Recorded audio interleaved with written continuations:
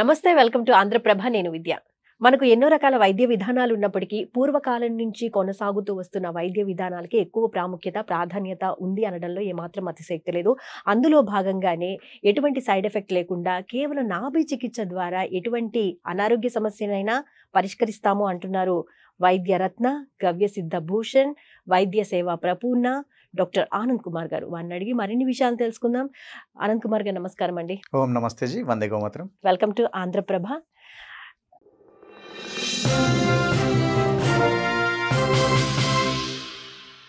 అనంత్ కుమార్ గారు, నాభి చికిత్స ద్వారా ఎటువంటి అనారోగ్య సమస్యనైనా పరిష్కరిస్తాము అని అంటున్నారు. అసలు ముందుగా నాభి చికిత్స అంటే ఏంటి? క్లియర్ కట్ గా మా ప్రేక్షకులకి వివరిస్తారా? ఈ నాభి చికిత్స అనేది చాలా ఏన్షియంట్ వైద్య విధానం అండి ఇది. పూర్వకాలం లోపల చరక సంహితలో వీటిలో మీరు చూస్తే దీని గురించి ఉల్లేఖించబడింది. శరీరం యొక్క కేంద్రక స్థానం ఏదైతే ఉన్నదో నాభి స్థానం అండి. ఎప్పుడైతే నాభి స్థానం జరిగిపోతుందో అప్పుడు శరీరం లోపల బేస్ కదిలిపోతుంది అన్నట్టు. అంటే బ్యాలెన్సింగ్ అవుట్ అయిపోయిన తర్వాత శరీరం ఆటోమేటిక్లీ ఇబ్బంది పడడం స్టార్ట్ అవుతుంది. సో అలాంటప్పుడు చేయాల్సింది ఏంది అనేసి అంటే శరీరాన్ని బ్యాలెన్స్ చేసుకోవడం ఇంపార్టెంట్ ఉంటుంది. అయితే అసలు నాభి ఎలా ఏర్పడుతుంది ఏంది అనేసి మనం ఒకవేళ చూస్తే, ఎప్పుడైతే అమ్మ గర్భంలో ఎప్పుడైతే మనం ఉంటామో అప్పుడు ఏదైతే ప్లెజెంటా ద్వారా మన యొక్క శరీరము తయారవడం స్టార్ట్ అవుతుంది ఇక్కడ. ఎప్పుడైతే ప్లెజెంటా నుంచి శరీరం తయారవుతుందో ఆ భోజనం అందించే విధానం కానివ్వండి, ఊపిరి పీల్చే విధానం కానివ్వండి, తర్వాత వచ్చేసి శరీరము తయారవడానికి కావాల్సిన ఏవైతే పదార్థాలు కానీ కణ విభజన జరగడం ఏదైతే జరుగుతుందో ఈ ప్లెజెంటా ద్వారా ఈ యొక్క నాభికి కనెక్టింగ్ ఉంటుంది. ఎట్లయితే ఒక బల్బ్ వెలగడానికి ఎట్లయితే వైర్ అవసరం పడుతుందో అట్లా తల్లి గర్భానికి అంటుకొని మాయ ఆ యొక్క పైప్ ఏదైతే ఉన్నదో మన నాభి స్థానానికి ఉంటుంది. నాభి స్థానం నుంచే మన శరీరం మొత్తం తయారవడం స్టార్ట్ అవుతుంది ఇక్కడ. అయితే ఆ తల్లి గర్భంలో ఉన్నప్పుడు ఊపిరి పీల్చుకోవడము, గుండె కొట్టుకోవడము, గాలి పీల్చుకోవడము అన్నీ కానీ ఈ ప్లెజెంటా ద్వారా మనకు యాక్టివ్ మోషన్లో ఉంటుంది. ఇంత ఇంపార్టెంట్ ఉన్న భాగము శరీరం నుంచి తొలగిన తర్వాత ఎప్పుడైతే ప్లెజెంటాని మనము కట్ చేసేస్తున్నామో అప్పుడు దీనికి రుణం తీరిపోయినట్టే. అంటే ఇక్కడ ఏదైతే అంబెలికల్ కార్డ్ ఏదైతే ఉన్నదో, మనం వైర్ ఏదైతే అనుకుంటున్నామో అంబెలికల్ కార్డ్ ఉన్నదో, అంబెలికల్ కార్డ్ని ముందు కాలంలో ఏం చేసేవారంటే దాన్ని ఆరబెట్టి ఒక వెండి పెట్టెలో కానీ తాయెత్తు అంటాం మనము, లేదంటే కాపర్ పెట్టెలో కానీ పెట్టేసి ఎండబెట్టేసి పెట్టేసేవాళ్ళు. అండ్ అతని మెడలో కట్టేసేవారు లాంగ్ జర్నీలకు వెళ్ళినప్పుడు. ఏదైనా అనుకోకుండా ఇబ్బంది అయింది, దెబ్బలు తగిలినాయి, లేకపోతే అతి పెద్ద ప్రాబ్లమ్స్ వచ్చినాయి అనేసి అంటే అప్పుడు ఈ యొక్క అంబెలికల్ కార్డు ఆరిపోయింది ఉంటుంది కదా, దీన్ని అరగదీసి దీని లోపల వేరే మూలికలు కలిపి వాటికి వైద్యం చేసేవారు. అంటే ఇతనికి సంబంధించి ఏదైతే అంబెలికల్ కార్డు ఉన్నదో అది అతిపెద్ద ప్రాబ్లమ్స్ వచ్చినప్పుడు తీర్చలేని రోగాల్ని తీర్చడానికి ఇతని యొక్క అంబెలికల్ కార్డ్స్ యొక్క ఎట్లయితే మనము చందనం గీకి ఎలా అయితే మనం దాని యొక్క చిక్కదనం చూర్ణాన్ని తీసి పెడతామో, ఏదైతే బొట్టులా ఉంటుంది కదా, సో అలా దీన్ని ఒక చూర్ణాన్ని తీసేసి దాన్ని మందుగా కలిపి ఇచ్చేవారు అన్నట్టు. దాంతో తీరని రోగాలకు కూడా నయమైపోయేటి. ఇప్పుడు ఏం చేస్తున్నారు, అంబెలికల్ కార్డ్ని చాలా ఇంపార్టెంట్ అనేసి ఇప్పుడు ఫ్రీజర్లో పెట్టేసి నెలకు కిరాయి చొప్పున తీసుకుంటూ ఇప్పుడు పెద్ద పెద్ద సినీ తారలు ఉన్నారు, వాళ్ళ పిల్లల యొక్క అంబెలికల్ కార్డ్ని కూడా దాచిపెట్టేస్తున్నారు. ఎందుకు అనేసి అంటే దీని లోపల ఇది ఇప్పుడు జరుగుతుంది, కానీ మన పూర్వీకులు చేసేసారు. అయితే స్టోర్ చేయడానికి అప్పట్లో ఐస్ లాంటి ఫెసిలిటీస్ లేవు కదా, ఐస్ బాక్సులు ఇలాంటివి ఏం లేకుండే కదా. దానికి న్యాచురల్గా ఇచ్చేది ఏంటిది, సూర్యుని యొక్క తాపం ద్వారా దాన్ని డ్రై చేసేసి పెట్టేసేవారు. సో దాన్ని ఈ విధంగా యూజ్ చేసుకునేవారు.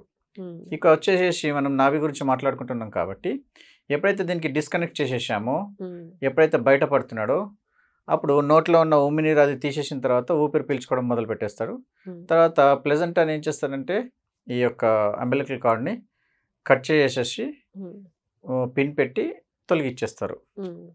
తొలగిచ్చేసిన తర్వాత ఇంపార్టెంట్ అనుకున్న వాళ్ళు ఇచ్చేస్తారు. కాకపోతే ఇప్పటికి కూడా ఈ ఊళ్ళల్లో హ్మ్. ఆ బొడ్డు నుంచి రాలిపోయిన అంబిలికల్ కార్డ్ పీస్ ఎంతైతే ఉందో దాన్ని అట్లనే దాచిపేసి భద్రపెట్టేస్తారు. అవును. ఎందుకో తెలవదు వాళ్ళకి. కానీ హ్మ్. భద్రపెడతారు. ఎందుకంటే అనాదిగా వస్తుంది ఆచారం కింద అలాగే అది చేస్తున్నారు. పడేయొద్దు, హ్మ్. ఇచ్చేయొద్దు అనేసి అంటారు. ఆ! ఇంకోటి సో, దీని వెనక ఉన్న రహస్యం అయితే ఇదన్నమాట. ఇదండి. ఓకే. ఇంకోటి మాయన ఏం చేస్తున్నాడంటే ఏదైనా చెట్టు కింద దేంట్లోనైనా పూడ్చిపెట్టేసేవారు. హ్మ్.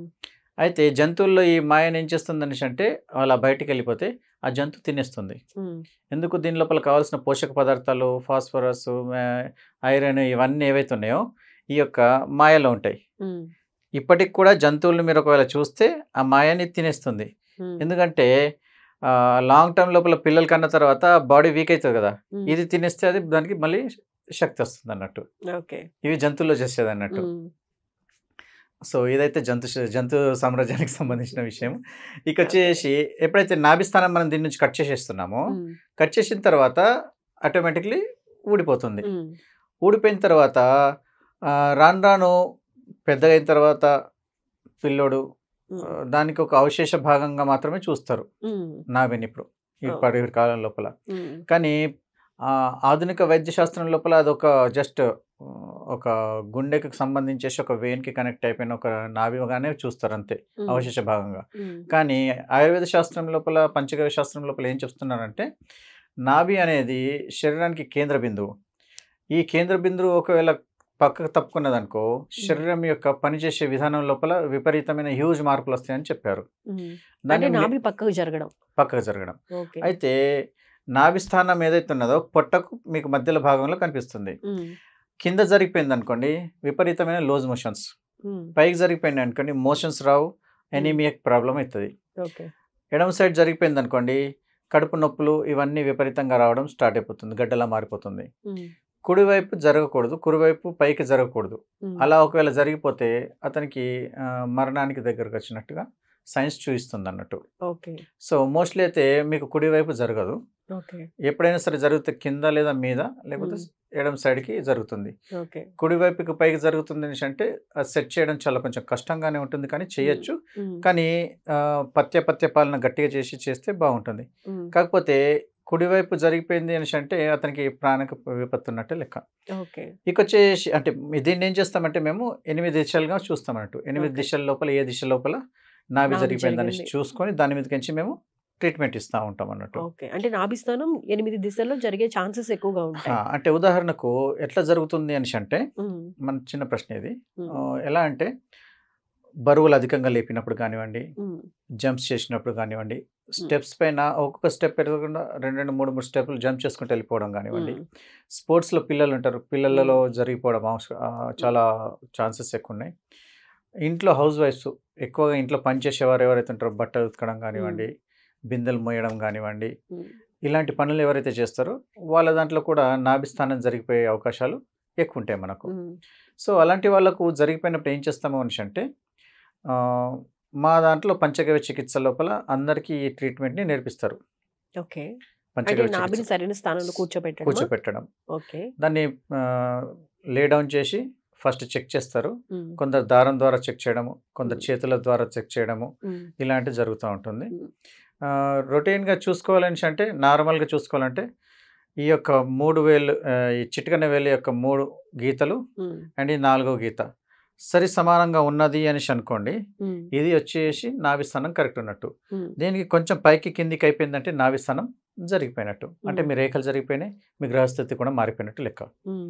ఇది ఖచ్చితంగా తథ్యం అన్నట్టు. ఇది జరుగుతదన్నట్టు. ఓకే. సో, అలాంటప్పుడు మనం ఏం చేయాలి అనేసంటే గవ్యసిద్ధ నీకు అందుబాటులో ఉన్న గవ్యసిద్ధ హ్మ్. లేదంటే మనకు హైదరాబాద్ మరియు నిజామాబాద్ లోపల బ్రాంచెస్ ఉన్నాయి. అక్కడొచ్చి మీరు ఒకవేళ ట్రీట్మెంట్ తీసుకోవాలన్నా తీసుకోవచ్చు.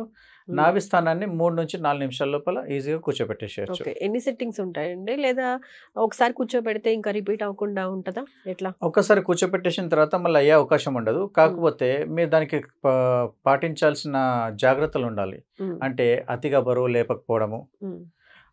జంప్స్ చేయకపోవడము, హ్మ్. ఇలాంటివి చేస్తా ఉండాలి. ఓకే. కొందరేందంటే విపరీతమైన అనుకోకుండా సెక్స్‌లో వివిధ రకాలైనటువంటి భంగిమల లోపల రాంగ్ పొజిషన్‌లో ఉండడం కానివ్వండి, హ్మ్. స్పోర్ట్స్ లోపల హై జంప్స్ గానివ్వండి, హ్మ్.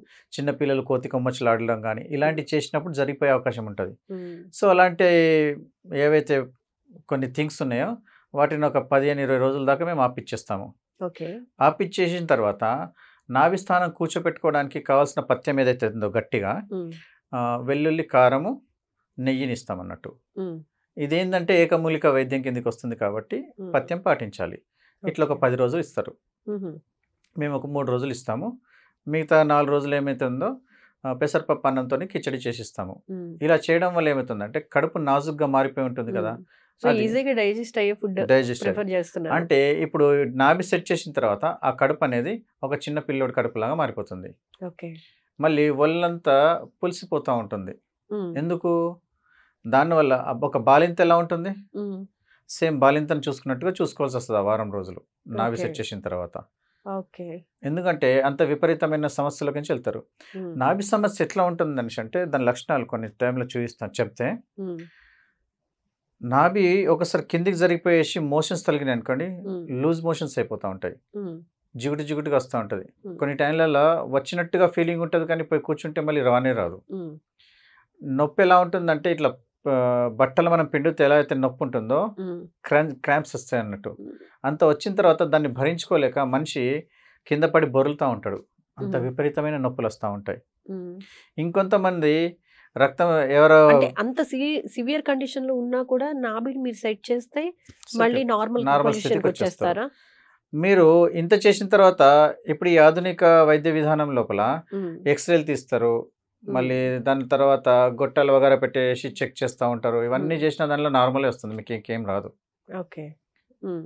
ఎందుకంటే వారికి దీని గురించి తెలవదు. హ్మ్. అండ్ దీన్ని అసలు ఒప్పుకోరు. ఓకే. ఏదో అయిపోయిందంటే బై ఛాన్స్ ఏదో అయిందచ్చు మంచిగుంది అంతే. ఇంకేం లేదు. ఇలా హ్మ్. మాట్లాడతారు. ఓకే. అట్లాంటివి ఏమి ఉండదు. సో, ఎటువంటి మెడిసిన్ యూజ్ చేయక్కర్లేదు. యాంటీబయోటిక్స్ యూజ్ చేయక్కర్లేదు. ఓన్లీ నాభి స్థానాన్ని నాభి సెట్ స్థానం సెట్ చేయించుకుంటే చేస్తే సరిపోతుందన్నమాట. సరిపోతుంది. రైట్. చాలా మందికి కడుపులో నొప్పులు గిట్ల వస్తా ఉంటాయి. హ్మ్. మళ్ళీ చాలా మందికి పొత్తి కడుపులో నొప్పులొస్తా ఉంటుంది. హ్మ్. ఇంకొంతమందికి మూత్రం యొక్క ఆహ్, థైలి అంటాం. దట్ మీన్స్ బ్యాగ్ హ్మ్. మూత్రాశయం ఉంటది కదా! హ్మ్. మూత్రాశయం లోపల మూత్రము ఆగి రావడము, బొట్టు పడ్డము, హ్మ్. మూత్రం పోసినా గాని మూత్రం పోయాలని ఇంకా ఫీలింగ్ రావడము, హ్మ్. ఇలాంటివి ఎందుకు జరుగుతాయి అనేసంటే హ్మ్. అతని యొక్క జనరల్‌గా నరాల వీక్‌నెస్ అంటూ ఉంటారు గదా! నరాల వీక్‌నెస్ కరెక్టే. హ్మ్. కానీ మీ యొక్క బేస్ కరెక్ట్ ఉండేనంటే ఇవన్నీ బ్యాలెన్స్ అవుతది గదా! ఓకే. బేసే సరిగ్గా లేదు. ఓకే. కేంద్రక బిందువు కరెక్ట్ ఉన్నదనుకోండి, హ్మ్. ఇప్పుడు ఏ వస్తువైనా నిలబడడానికి సరియైన స్థితి కావాలి. హ్మ్. ఆ స్థితి కరెక్ట్ లేనప్పుడు ఎటైనా పడిపోతుంది బ్యాలెన్స్ కదా! అవుతుంది బ్యాలెన్స్ కదా! ఔట్ అయితుంది కదా! అవును. శరీరంలో కూడా అంతే అన్నట్టు.